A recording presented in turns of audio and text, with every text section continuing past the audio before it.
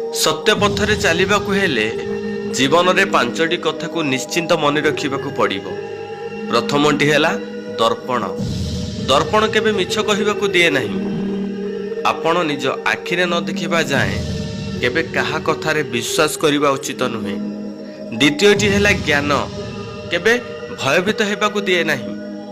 विपदरे शरीर बल कि धन बलर आवश्यकता पड़े नहीं, पड़े ज्ञान बलर जहा जीव को बंचाई रखि थाए।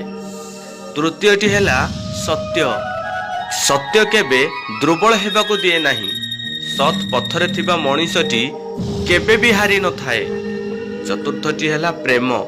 प्रेम केबे ईर्षा करिबाकु दिए नहीं।